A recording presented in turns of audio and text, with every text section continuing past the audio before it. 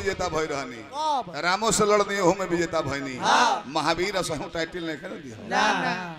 राम जी शंकर जी दोनों जने से लड़नी, अब बे गद्दा के लड़ले विजेता भी भइल बानी। बाकी केतनो निमन काम करबो ओइ में लोग एक दूगो बाउर निकालिए दी। मुखिया जी अगर वो जीतलो बानी सभे जानता कि 5 साल राउ राज रही, तब वो 5 गो गाँव में पंचायत में होई लो जीतत ना रहे हम। दूसरा बात तो जीतल बड़े हम जानता नहीं तो 5 जना जरूर अगेंस्ट बतिया वाले रहिलु आ सोझवा पहले प्रणाम कर लिलु। रौरे बात बताओ तो नहीं कि अभी वोट से जीता रही बाकी कमे से जीता वहींगा हनुमान जी इतना बढ़िया काम करनी तब 2-4 गो बानर लोग के मन में चिंता रहे, अपना से तो होखेल रहे ना बाकी तब कहते ना ठीक काम नहीं खन कहले हनुमान जी ठीक हो कहले बड़े बाकी बोल के माने ही ना। अब परिचय बा मोदी जी से चापाकल खातिर मुखिया जी के लगे जाए कि मोदी जी के लगे चापाकल के पर भी लेके चले कहलो कि गइले हैं वैद्य जी के बोलावे जाके गोड़ लगते परिचय पूछते तब कहता कि चलिए एगो बीमार पड़ल बड़े भाई लक्ष्मण जी लेके अइते कि बोल के इहे माने हो गइले हैं पूछला कि केकर घर हो आ तो सुसैन बैठ के रहुए हई विशाल रूप ध के माचिस के डिबन और घर में उखाड़ ले अलिया के भगवान के लगे ध देले ये माने हो। हनुमान जी कहने की देखो लो कमी बा हमरा में बानर जोरी में बानी हम बुद्धि कितना बा बाकी ई सोचनी हो कि दुश्मन दल के डॉक्टर बा आ शक्तिमान लागल बा मूर्छित अवस्था बा अगर लेके आवतनी तो का जने लागे बहाना करे कि आल्हा छूट गइल सिरिंज छूट गइल ऐसे कहने के रहो तोर हॉस्पिटल में टांग ले चलता नहीं भुलाइल होई तो ओही में होई जो होके जियाव ना तो मार के बिगड़बो करबे हाजी कहलो कि अच्छा ई त ठीक भइल बा अच्छा ई बताओ कि गइल बूटी ले आवे तो पहाड़ काहे में खड़ल हो काहे बोले केंगा गइल बनी केंगा आइल बनी हम जानता नहीं एक जगह मारहू के पड़ल बा एक जगह मराहू के पड़ल बा ई कैसे हो कैसे अच्छा बहुत बहुत के बनी रहू भतीजा राजकुमार ने चेहरा पोले बड़े भोला दानी बनौले रही ऐसा तो दुआरे ना देखनी ओनहू गवाओ एनहू गवाओ दोनों और पैसा मिलता है भगवान बनौले रही दादी जी की आत्मा के शांति मिले कहले कि मरैलो हो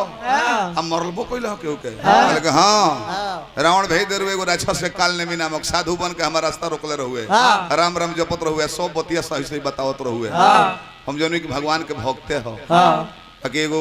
स्नान करे गो पुल खुल गो मार के बिगाड़ देनी हो मारल है की तरह के तो लौटत में भरत दी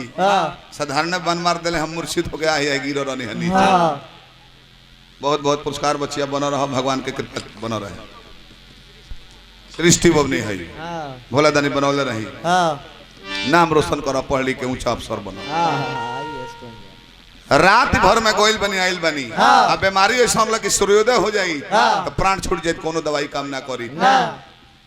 तुम्हारे ऐसे तारा का मतलब दो ये लेके चल रही था हनुमान जी कहले कि देखो लो हम गोइनी होते ही सोचनी हो कि दुश्मन दल के डॉक्टर बा बलाते ले आइल बनी जबरदस्ती भोर लिए वो दवाई लेके आई थी ऐजा ओइला पर लगी तो है कि बीमारी बिगड़ गइल बा संजीवनी बूटी के संगे संगे 2-4 गो एंटीबायोटिक बूटी लगी हो फिर जैती ले आवे से कोने कि रह मेडिकल स्टोर टांग ले चलो जो को बुझाओ तो नोच नोच के खियावा जियाव ना तो तोरो को बिगाड़ जाए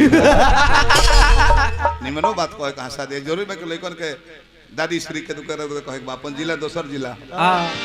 तो स्वामी जी लिखले बनी और देवता चित्त में धरई हनुमत से सर्व सुख रही नासी रो हरिष पीरा जपति अंतर हनुमत बीरा राम रसायन तुम्हारे पासा सदा रहो रघुपति की दासा सुमरी पवन सुत पावन नामो अपने बस करी राखे रामो एतने ना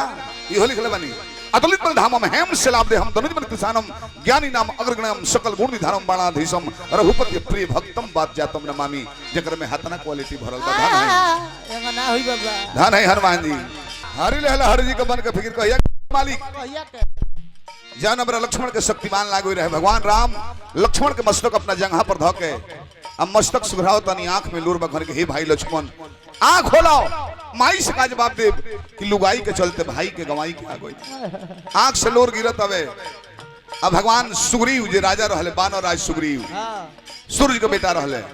तकने सूर्य देवता कलई का सुग्रीव जी मुड़ी नीचे कल हले कि मलिकार हमरा बस के रोग नहीं है ना जमवंती ब्रह्मा जी के बेटा रहले भगवान राम आंख में लोर लगे तकने मुड़ी नीचे कल हले कि हमरा माही के नहीं है मालिक विश्वकर्मा पुत्र नरनील मुड़ी नीचे कली हलो बाकी जब हनुमान जी पर नजर पड़ल भगवान राम के आंख में लोर हनुमान जी कहने के मलिकार